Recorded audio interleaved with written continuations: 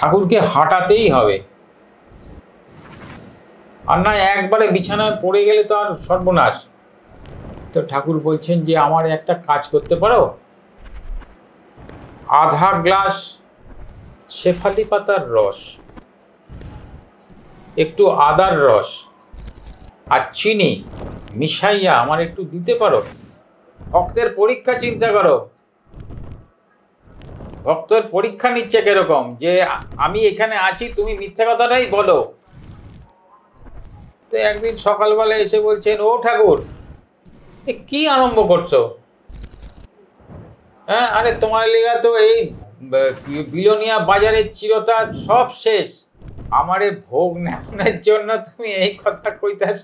ঠাকুর বলছেন, উত্তর করছেন, এই রোগ বড় মারাত্মক, মানুষে বাঁচে না। ওষুধ আপনি খাইবেন কেন? ওষুধ খাইছে ঠাকুর। আমার নিজস্ব অনুভূতি যে আতশোয়া অবস্থায় ওই রকম শয়নে ছিলেন স্বয়ং বিষ্ণু। বলছে কেউ তো নাই ঘরে। তাকে বলছে, বলে কেন? স্বয়ং মা লক্ষ্মী আইছেন, এই যে বৈশা আছেন, তুমি দেখো না?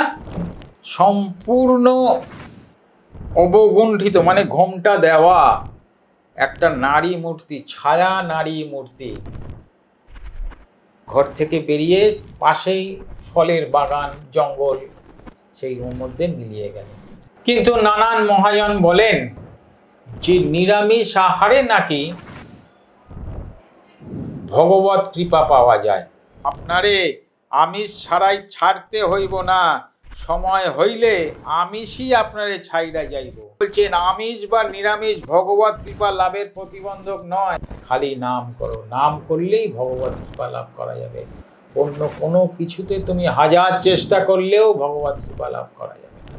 নমস্কার, বাস ভাইবে আপনাদের আরও একবার শ্রী শ্রী রাম ঠাকুরের অলৌকিক ঘটনায় স্বাগত। আজকে আরও কিছু অলৌকিক ঘটনা নিয়ে আমাদের সাথে রয়েছেন আমার দাদা আর আপনাদের রামনারায়ণ বাবু।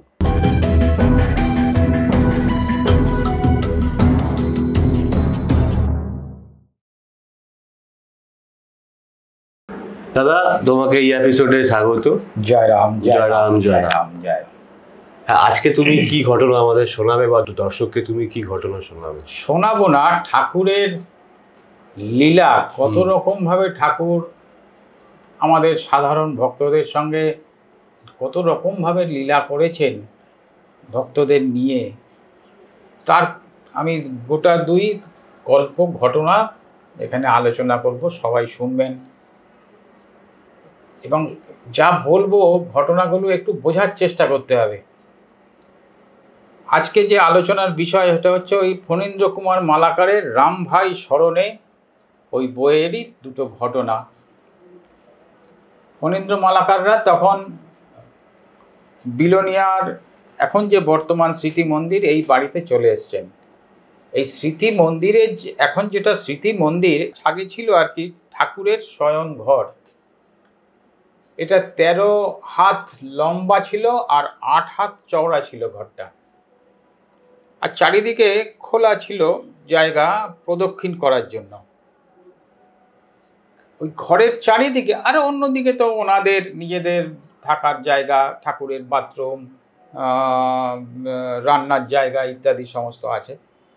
তো ওই ঘরের চারিদিকে বাদা গাছ বলে একরকম ঘাস, শক্ত শক্ত গাছ,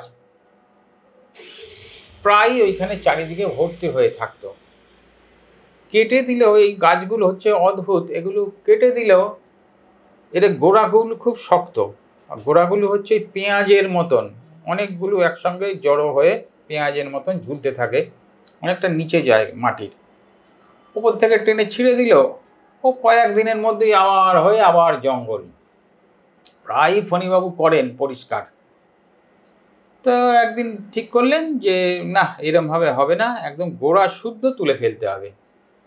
তো বেশ, এবার ওই বিকেলের দিকে সূর্য যখন অনেকটা হেলে যায়, পশ্চিম আকাশে ঠান্ডা রোদের প্রকোপ কম, উনি একটা টুল নিয়ে আর শাবল নিয়ে ওই 3-4 ইঞ্চি মাটি গর্ত করেন, আর ওই সব মুঠ করে ধরে তুলে দিয়ে গোড়া শুদ্ধ তুলে ফেলে দেন। এক এক দিন যতটুকু জায়গা হলো এরমভাবে পরিষ্কার করেন। যেটা পরিষ্কার হয় সেটা খুব শিগগিরই ওইখানে আর গাছপালা কিছু হয় না। তো একদিন এরকমই পরিষ্কার করছেন, হঠাৎ একটা বাচ্চা ছেলে, একটা বালক এসে বলল, বাবু ঠাকুর স্টেশনে আইসেন, আপনারে যাইতে কইছেন। বলে ছেলেটা চলে গেছে। তো উনি কাজ করতে করতে খুব একটা গুরুত্ব দেননি, এটা বাচ্চা বালক, ও তো নিজের খেয়ালে কি বলল। আর এই মুহূর্তে এই অবস্থায় ঠাকুরের আসার কোনো সংবাদও নাই, আসার কোনো কথাও নাই। বেশ, উনি নিজের কাজই করছেন। আধ ঘন্টার ওপর হয়ে গেছে, আবার ওই বাচ্চাটা এসছে, এসে বলছে, বাবু ঠাকুর স্টেশনে অপেক্ষা করতেছেন আপনার জন্য। খটকা লেগেছে বলেই ও সঙ্গে সঙ্গে চলে গেছে। কিরকম হলো, একটা খটকা লেগেছে। তো ওনার বাড়িতে ওনার ভাগনা সুধীর তখন আছে, যুবক ছেলে। তো উনি সুধীরকে নিয়ে ঠাকুর যে আরাম কেদারাটায় বসে থাকেন ওইটা নিয়ে স্টেশনের উদ্দেশ্যে রওনা হয়েছেন। এসে বিলোনিয়াতে 4 বার ট্রেন আসে, সকাল 6টা, 10টা, বিকাল 3টা আর সন্ধেবেলা 6টা। স্টেশনে এসে দেখছে যে একটা ওই কংক্রিটের একটা আসন, তার মধ্যে ঠাকুর একা চুপ করে বসে আছে। এটা কি তখনকার সময়ের কথা বলুন? হ্যাঁ, আচ্ছা। যখন ওই বিলোনিয়া বাড়িতে ওইটা, কেননা ওনারা বিলোনিয়া বাড়িতে এসে গেছেন ওই দ্বিতীয় বিশ্বযুদ্ধের আগে বা পরে ওই পরিস্থিতিতে, যখন ওই যে ওইখানে দাঙ্গা টাঙ্গা ইত্যাদি, ওই সময় ওনারা এখানে চলে এসছেন। তো বসে আছেন আর খুব মলিন মুখ। বলছে, এ কি ঠাকুর?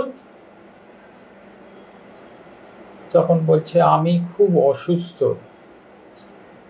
কয়দিন বিশ্রাম নেওয়ার লিগা আপনার স্মরণ নিছি। তো দেখছেন ঠাকুরের নড়াচড়ার ক্ষমতাও বিশেষ নাই, এতটাই অসুস্থ।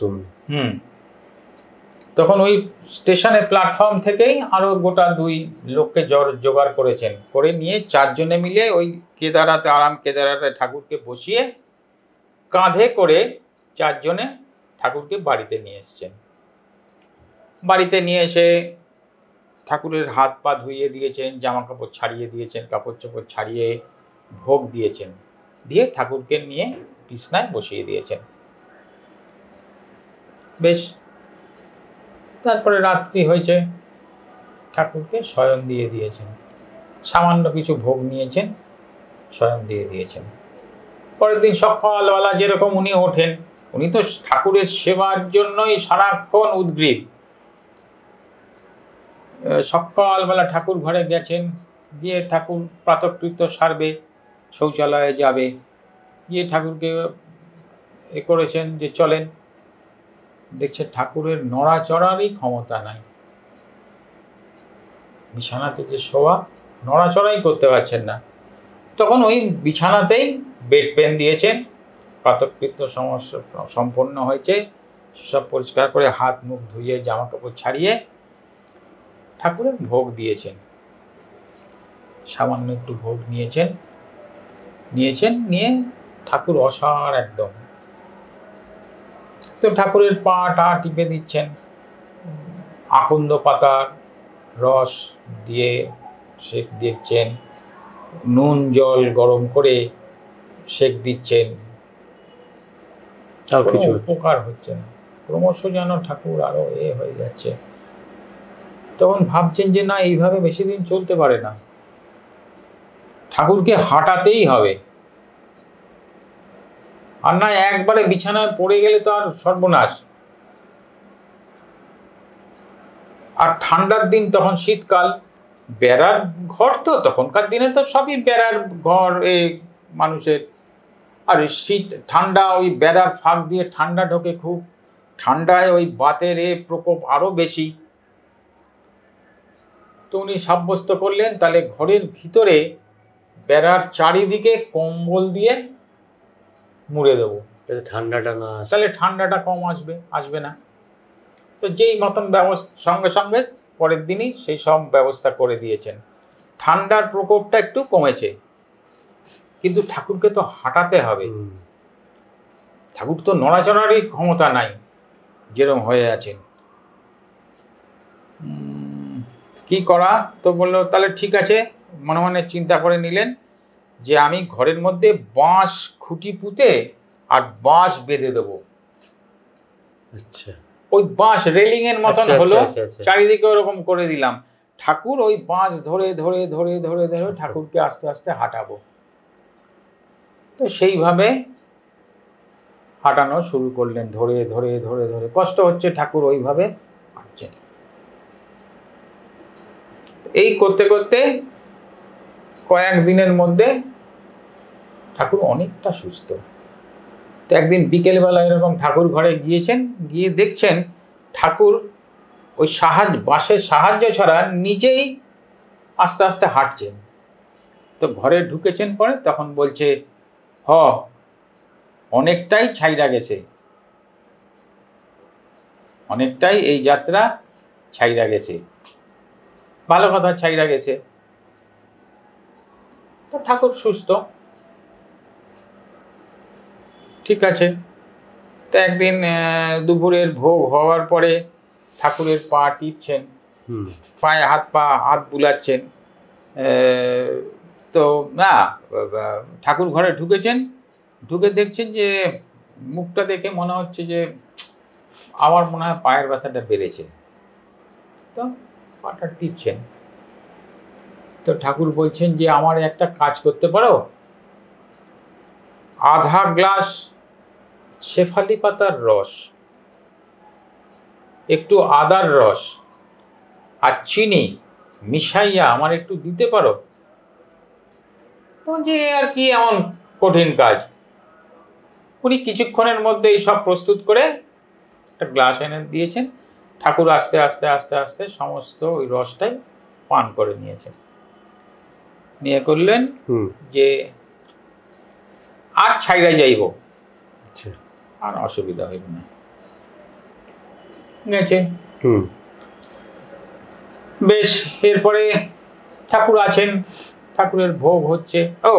এই যে ঠাকুর অসুস্থ, খুব ইন্টারেস্টিং গল্প। আমি এটা কথা আমি ভুলে গেলাম বলতে বলতে। ঠাকুর ওনার বাড়িতে যে ঠাকুরকে নিয়ে আসলেন, পরের দিন ঠাকুর বলছেন যে আমি কিছুদিন একান্তে এখানে বিশ্রাম করতে চাই, কেউ আইলে কইবা আমি এইখানে নাই। ফণিবাবুকে বলছেন। তো ফণি বলেছে যে ঠাকুরকে বলছেন যে আমি মিথ্যা কথা বলবো? তখন বলছে নিজের জন্য কত মিথ্যা কথা কও, আর আমার লিগা একটা মিথ্যা কথা কইতে পারবে না? ভক্তের পরীক্ষা চিন্তা করো,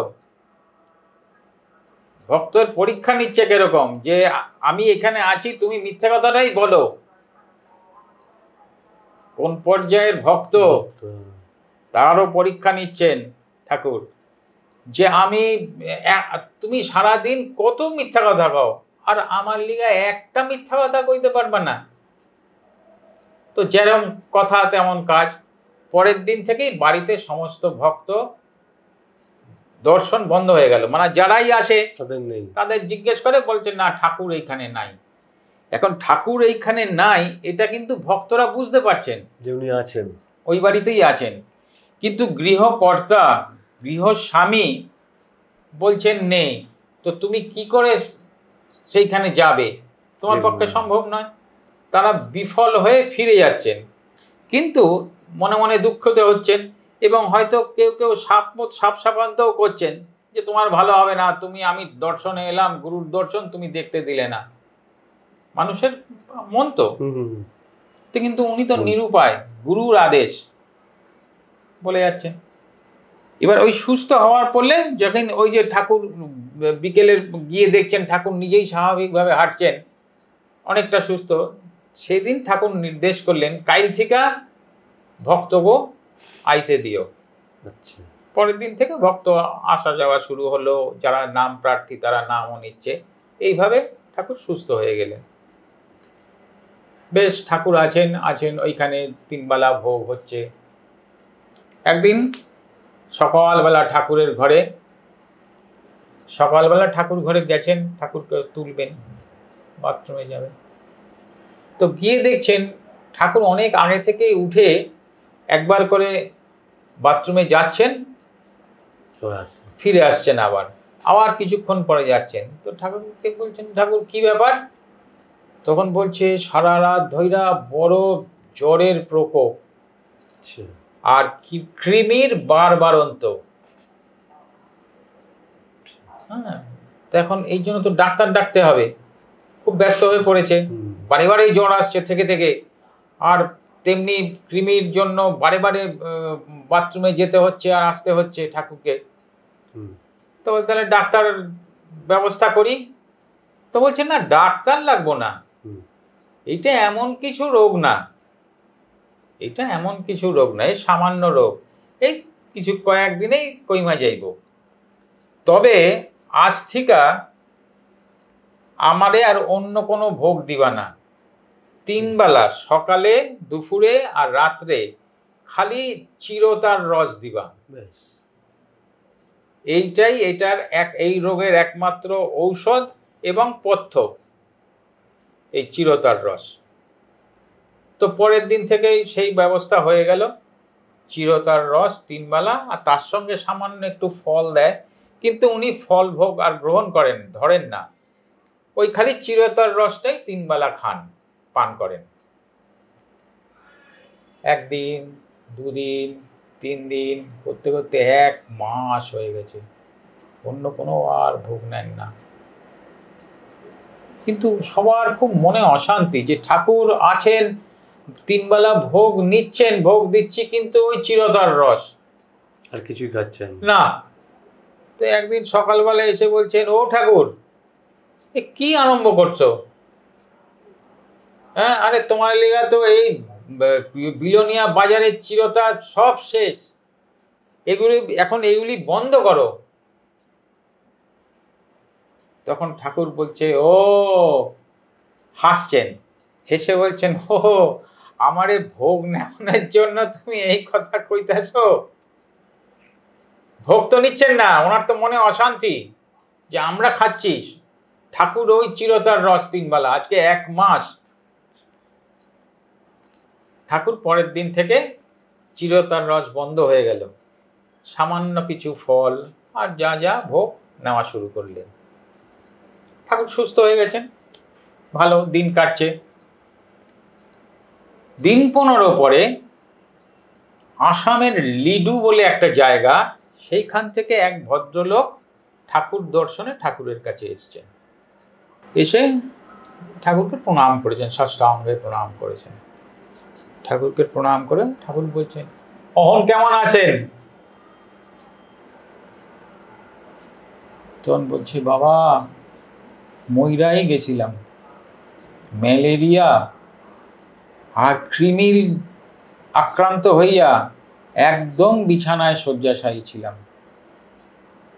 তখন বলছে, ঠাকুর বলছেন, উত্তর করছেন, এই রোগ বড় মারাত্মক, মানুষে বাঁচে না। কোন যে যিনি রুগী, তিনি বলছেন যে, বাবা, আমি কোনো ওষুধ খাই নাই, খালি সারাদিন আপনার স্মরণ নিছি আর আপনারে ডাকছি, কোনো ওষুধও মুখে দেই নাই। ওই সময় ওই ঘরে ফণীবাবু, ওনার বড় ভাই শচীনবাবু এবং ওনার উপরের যে ভাই মনীন্দ্র, এই 3 জনে উপস্থিত। ওই কথা ভদ্রলোক বলার পরে তখন ফণীবাবু বলছেন, ওষুধ আপনি খাইবেন কেন? ওষুধ খাইছে ঠাকুর, চিরতার রস 1 মাস, 3 বেলা 1 মাস খাইছে। এখন বুঝতে পারতাছি যে গোটা বিলোনিয়া বাজারে চিরতা শেষ হইয়া গেল কেন। তো ভদ্রলোক ওই কথা বলাতে উনি একটু হতভম্ব হয়ে গেছেন, ভেবা জায়গা খেয়ে গেছেন, কেন এই কথা বললেন? ঠাকুর চুপ করে আছেন। তখন ফণীবাবুর কাছ থেকে উনি সবটা শুনেছেন, শুনে ঝরঝর করে ঠাকুরের কাছে আকুল নয়নে কাঁদছেন আর বলছেন, ঠাকুর তুমি কি দয়াল, আমরা অবুঝ, হ্যাঁ, আমরা নানান রকম রোগ মানে ব্যাধিতে আক্রান্ত হয়ে খালি তোমার শরণাপন্ন হই, তোমাকে ডাকি, তুমি আমাদের সমস্ত রোগ ভোগ তুমি নিজে নিয়ে তুমি সারা এই সমস্ত ভোগ ভোগো, আমাদের সুস্থ করে দাও, তোমার কি করুণা। উনি আক্রান্ত হয়েছেন লিডুতে, ডাক্তারও দেখান নাই, ম্যালেরিয়া, ওই যে ঠাকুরের ঘন ঘন জ্বর আসছে রাত্রের থেকে, আর ওই কৃমির জন্য। এইখানে ঠাকুর ওই যে ঠাকুরের কাছে প্রার্থনা করেছে, ঠাকুর কি ভয়ঙ্কর কষ্ট, তুমি রক্ষা করো ঠাকুর, তুমি রক্ষা করো ঠাকুর, তুমি রক্ষা করো। উনি ওইখানে 1 মাস চিরতার রস খেলেন, আর ওই 14 বার যাচ্ছেন বাথরুমে আর আসছেন। ওনার রোগ উনি ভুগে গেলেন। এই ঠাকুর দয়াল, কি মানে ঠাকুরের কি করুণা। তো এইরকমই ওই সময় ওই যে বাতের আক্রান্ত, একটু ঘটনাগুলো আগে পরে, এখন একতভাবে বলি তো সবটা ঠিক সমানভাবে মানে একটু আগে পরে হয়। যে বাতে আক্রান্ত, ওইখানে একদিন দুপুরবেলা ফণীবাবু গিয়ে দেখছেন ঠাকুর পায়ে একটা পাড় শক্ত করে বেঁধে রেখেছেন। তো উনি বুঝতে পেরেছেন ফণীবাবু যে পাটা আবার যন্ত্রণা করছে। তো উনি পা টিপছেন। তখন ঠাকুর বলছেন যে এইভাবে হইব না, জোরে জোরে টিপতে হইব। তো ওনার ওই যে ভাগনা যে সুধীর, সে ফণীবাবুর থেকেও বলশালী, শক্তিশালী, অনেক বেশি শক্তিশালী। তো তাকে ডেকে নিয়ে এসে তাকে বলেছে, সে তো ঠাকুরের 2 পা জোরে জোরে টিপছে, অনেকক্ষণ টিপে এবার টিপা বন্ধ করেছে। তখন ঠাকুর বলছেন, কেমন টিপলেন, টেরই পাইলাম না। অত জোরে জোরে যে টিপলো, বললো কেমন টিপলেন, টেরই পাইলাম না। তখন ওই ফণীবাবু পা টেপা শুরু করলেন, ভাগনা তো বন্ধ করেছে, ফণীবাবু পা টেপা শুরু করলেন। কিছুক্ষণ টেপার পরে ঠাকুর বলছেন, বাহ বাহ, বেশ বেশ, খুব আরাম হইল, ব্যথা এক্কেরে ছাইরা গেছে। দেখো ভক্ত কিভাবে ভক্ত সেবা নেয়, কিভাবে ভক্ত। ভাগনা টিপতে বলেছে, টেপার জন্য টিপছে। যে আগে যে বললাম যে কথাগুলো বুঝতে হবে, ভাগনা টেপার জন্য টিপছে, তাকে টিপতে বলেছে, খুব শক্তি দিয়ে টিপতে হবে, আর উনি সেবার জন্য টিপছেন। ওনার থেকে সেবা নেবেন, ঠাকুর ওনার সেবাটা নেবেন, সেই জন্য কিছুক্ষণ পরে একই রকম টেপা, কিন্তু উনি বলছেন, বাহ বাহ, খুব খুব বেশ বেশ, খুব আরাম, খুব ভালো লাগলো। ওই বাতের ব্যথায় একদিন ঠাকুর দুপুরের পরে ফণীবাবু ঘরে ঢুকেছেন একটু জাম্বুরার রস নিয়ে।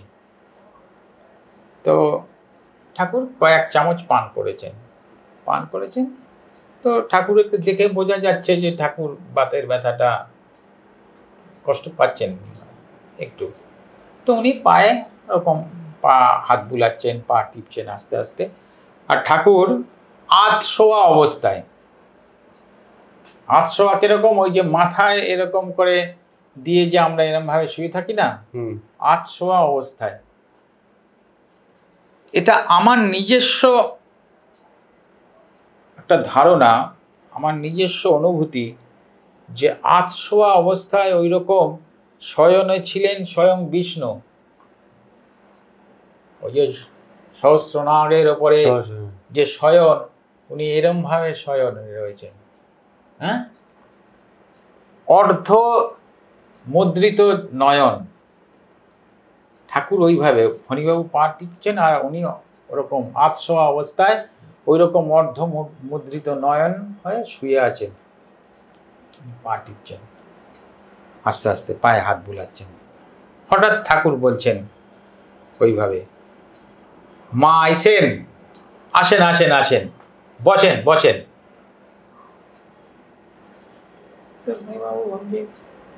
কাকে বলল? কেউ এসছে নিশ্চয়ই ঘরে। পরক্ষণেই বলছেন, অহন সেবার কাজ চলতেছে, আপনি একটু বসেন, আপনি সেবা করতে আসছেন, একটু বসেন। তো ফণীবাবু চারিদিকে দেখছে কেউ তো নাই, বলছে কেউ তো নাই ঘরে। তাকে বলছে, বলে কেন? স্বয়ং মা লক্ষ্মী আইছেন, এই যে বৈশা আছেন, তুমি দেখো না? তো বলছে না, আমি তো কাউরে দেখি না, দেখতেছি না। তো ঠাকুর বলছেন, মা জড়চক্ষুতে দেখা দেন না, আমি দেখতেছি। ফণীবাবু তবুও পা সেবা করছেন। কিছুক্ষণের মধ্যেই ঠাকুর খুব খুব করুণ স্বরে মিনতি সহকারে বলছে, ফণী ভাই, তুমি অনেকক্ষণ ধরে পরিশ্রম করতেছো, পা সেবা করতেছো, টিপতেছো, খুব ক্লান্ত, তুমি অহন গিয়া একটু বিশ্রাম করো গিয়া, এখন মা একটু সেবার জন্য খুব উদ্গ্রীব হয়ে গেছেন, মারে একটু সেবা করতে দাও। এই বলাতে ফণীবাবু ঠাকুরকে প্রণাম করে বেরিয়ে যাচ্ছেন ঘর থেকে। যখন বেরিয়ে যাচ্ছেন তখন বলছে, বাইরে গিয়া দরজাটা বন্ধ করে দিও। তো উনি বাইরে গিয়ে দরজাটা বন্ধ করে দিয়েছেন। এখন মা এসছেন, মাকে যদি দেখতে পাওয়া যায়, সেটা মনের মধ্যে ওনার একটা প্রচন্ড মনের মধ্যে ইচ্ছা, কিউরিওসিটি। হ্যাঁ, সে নানান অছিলায় নানান অজুহাতে ওই ঘরের আশেপাশেই এই কাজ সেই কাজ, কিন্তু ওই ঘরের আশেপাশেই ঘোরাঘুরি করছে, আর ওই দরজার দিকে তীক্ষ্ণ নজর, আর মনে মনে খালি প্রার্থনা করছে মার কাছে, ঠাকুরের কাছে, ঠাকুর, মা যখন এসেই পড়েছেন, একবার যেন আমি দেখতে পাই, দর্শন পাই, আমি যেন একবার দেখতে পাই, দর্শন করতে পারি। এইভাবে প্রায় সন্ধ্যা হয়ে আসছে। এখন সন্ধ্যা দিতে হবে, ঠাকুরের ঘরে সন্ধ্যা আরতি করতে হবে, ঠাকুরকে ভোগ দিতে হবে। উনি ওই ঘরের আশেপাশেই ঘুরছেন, কিন্তু ঘরে ঢুকতে পারছেন না, সেই মনোবলটা সংগ্রহ করতে পারছেন না। ঘরে তো ঠাকুরের অনুমতি নাই, মা আছেন, ওইখানেই ঘুরঘুর করছেন। হঠাৎ দরজার একটা আওয়াজ হয়েছে। দরজার আওয়াজ হতেই খুব তীক্ষ্ণ দৃষ্টিতে দরজার দিকে তাকিয়ে আছেন। দেখলেন সম্পূর্ণ অবগুণ্ঠিত, মানে ঘোমটা দেওয়া একটা নারী মূর্তি, ছায়া নারী মূর্তি, ঘর থেকে বেরিয়ে পাশেই ফলের বাগান, জঙ্গল, সেই মধ্যে মিলিয়ে গেল। মানে ঠাকুর ওনাকেও কৃপা করলেন যে দর্শন হয়ে গেল। ওই যে প্রার্থনা জানিয়েছিলেন, আমি যেন যখন এসছেই, আমি যেন জড় চক্ষুতে তো ধরা দেবে না, আমি তো আমার এই চক্ষুতে দেখতে পাবো না। উনি বললেন না, আমি দেখতেছি, তুমি দেখতে পাবো, তুমি দেখতে পাইতেছো না, জড় চক্ষুতে মা ধরা দেন না। সেই প্রার্থনা জানালো, আকুল প্রার্থনা, যখন এসেই পড়েছো তুমি, আমাকে একটু সুযোগ দিও, আমি যেন একটু দর্শন পাই। সেই দর্শন ওই অবগুণ্ঠিত ছায়া নারী মূর্তি ঘর থেকে যে বেরোলো, এসছিলেন যে, ওনাকে দেখিয়ে দিলেন যে হ্যাঁ এসছিলেন, সেবা করে চলে গেলেন। যখনই এরকম উনি মিলিয়ে গেলেন, এই কয়েক মুহূর্ত দাঁড়িয়েই ঘরে ঢুকেছেন। ঢুকে দেখছেন ঠাকুর সুন্দর স্মিত হাসি মুখ, ঠাকুর বসে আছেন। তো ও গিয়ে সন্ধ্যা আরতি করেছে, সন্ধ্যা আরতি করে ঠাকুরের ভোগ দিয়েছে, দিয়ে ঠাকুরের পায়ে হাত বুলাচ্ছে। তো বলছেন, মা কতক্ষণ ছিলেন? বলছে কেন, 4টা থেকে 6টা অবধি ছিল। কেন তুমি ঘড়ি দেখো না? 4টার থেকে 6টা অবধি মা ছিল, তুমি ঘড়ি দেখো নাই? উনি কি করেছে ঠাকুর তো সব জানেন, উনি তো জানেন উনি কি করেছেন, ওই যে ওই সময়টার অ্যাক্টিভিটি ওনার কি, উনি তো জানেন সব। মণিবাবু আস্তে আস্তে হাত বুলাচ্ছেন। গেল এই ঘটনা। আরেকটা ঘটনা, এই ঘটনাটা ছোট্ট, আমাকে একটু বই দেখে এটা আমি বলবো সবাইকে, আপনারা শুনবেন। প্রতিটা কথা কেন বলবো, এটা কোনো কথা যদি সামান্য একটু এদিক ওদিক হয়ে যায় তাহলে এটার মানে সম্পূর্ণ রকম অন্যরকম হয়ে যাবে।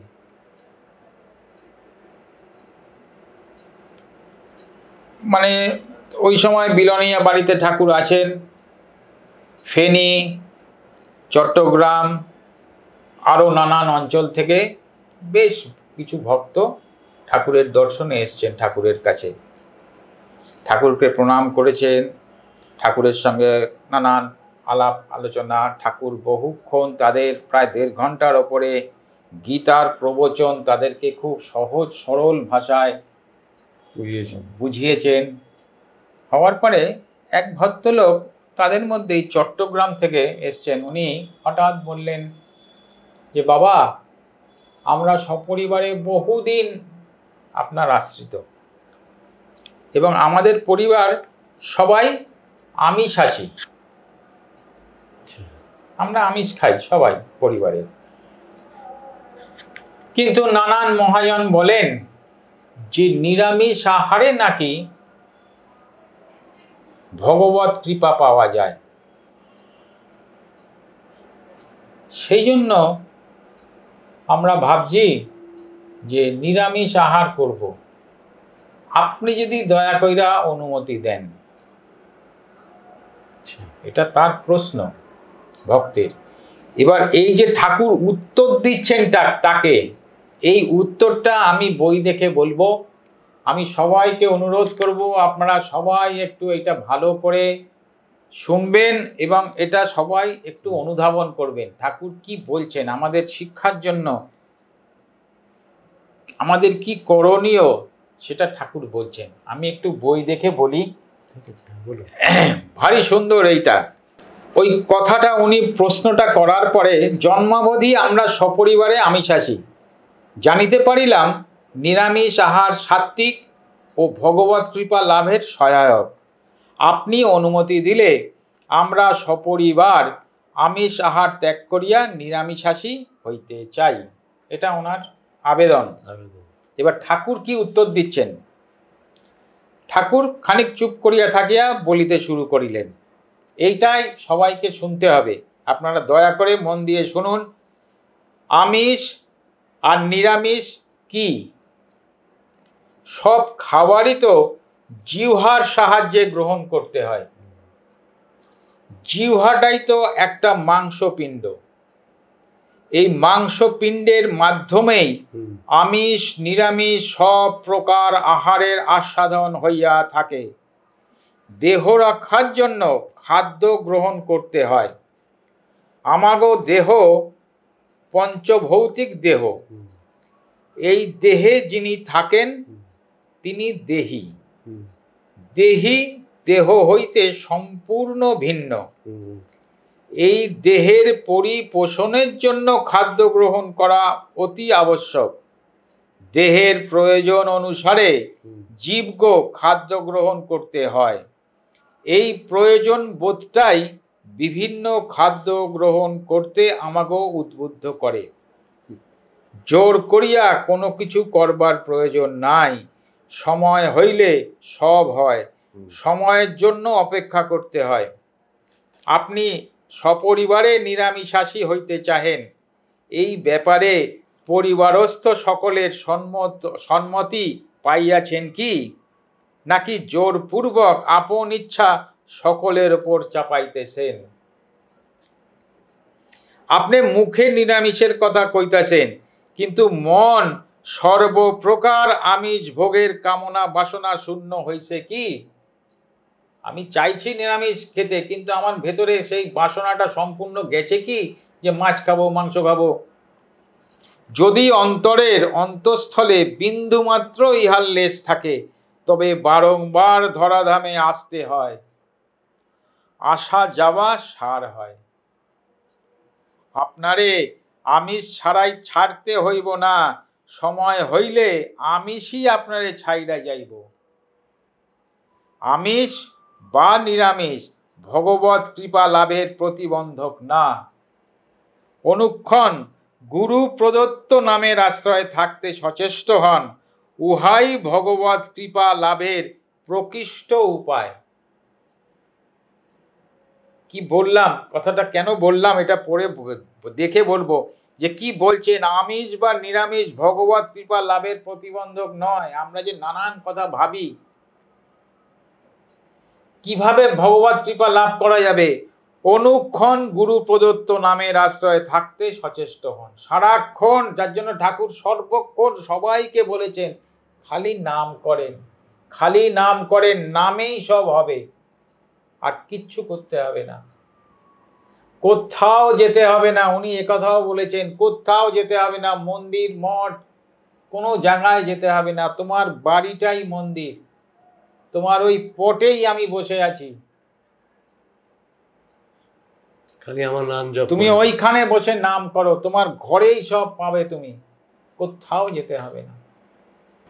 উনি তো পটেও কথা বলেন, যেহেতু বলেছেন পটেও তো আমি কথা বলি, আপনি যদি কথা কইতে পারেন আমি পটে কথাও কই, এই কথাও তো উনি বলেছেন ভক্তদের। খালি বলছেন নাম করো, খালি নাম করো, নামেই সব তোমার দাম খুলে যাবে, তোমাকে কিচ্ছু করতে হবে না, কোনো কিচ্ছু করতে হবে না, আমিষ ছাড়তে হবে না, কোনো কিচ্ছু করতে হবে না, খালি নাম করো। নাম করলেই ভগবত কৃপা লাভ করা যাবে। অন্য কোনো কিছুতে তুমি হাজার চেষ্টা করলেও ভগবত কৃপা লাভ করা যাবে না। গুরু প্রদত্ত নাম, গুরুকে ধরে থাকতে হবে আর গুরু প্রদত্ত নাম করতে হবে, তাহলেই সব। মানে এটার কোনো মানে নেই দাদা, তার মানে যেটা উনি বলতে চেয়েছেন যে আমি আমিষ খাবো না, নিরামিষ খাবো, নিরামিষ খাবো না আমিষ খাবো, এর কোনো মানে নেই। কোনো কিছু তোমার আত্মা যেটা বলছেন, এত বড় কথাটা উনি বললেন যে এই যে আমিষ বা নিরামিষ ভগবত কৃপা লাভের প্রতিবন্ধক নয়। আমি আমিষ খেলাম বলেই ভগবত কৃপা লাভ করতে পারলাম না, ঠাকুর কৃপা পেলাম না, ঠাকুরের সেবা করতে পারবো না, নট দ্যাট। তুমি নাম করো, নাম করো, নাম দিয়েই সব হবে, তুমি নাম দিয়েই সব হবে। আচ্ছা, অনেকক্ষণ বললাম, সবাই আপনারা শুনবেন, আমি জানি না কেমন লাগবে, তবুও আমি চেষ্টা করলাম এই সামান্য কিছু ঠাকুরের সম্বন্ধে বলতে। তোমার তুমি যে ঘটনাগুলো ক্যামেরার সামনে রাখছো দর্শকরা শোনে, তোমার গল্প শুনে সবাই মানে আমার গল্প কিছু না, মানে না তোমার কণ্ঠে শোনা, ঠাকুর যা বলাচ্ছেন আমি বলছি, ঠাকুরের তো অবশ্যই এটা আমার কোনো কৃতিত্ব নেই, আমি কিচ্ছু জানি না। যদি ঠাকুর যেরকম বলাচ্ছেন, যেরকম করছেন, আমি চেষ্টা করি সবার ভালো লাগলে, সবাই যদি এর থেকে কিছু সামান্য জানতে পারে, কিছু সামান্য শিখতে পারে, এটাই আমি মনে করব ঠাকুরের কৃপা। তোমার বলাতে আমিও তো শুনছি, এটা ঠাকুরের কৃপা, এটা ঠাকুরের, আমারও তো শোনা হচ্ছে, আমার কিছু কোনো কৃতিত্ব নেই। যাই হোক দাদা, ঠিক আছে, জয় রাম, জয় রাম, জয় রাম, জয় রাম। আমাদের চ্যানেলের অনুষ্ঠানগুলো আপনাদের কেমন লাগছে সেগুলো কমেন্টের মাধ্যমে জানান। প্রোগ্রামগুলো সুন্দর লাগলে লাইক এবং সাবস্ক্রাইব করুন।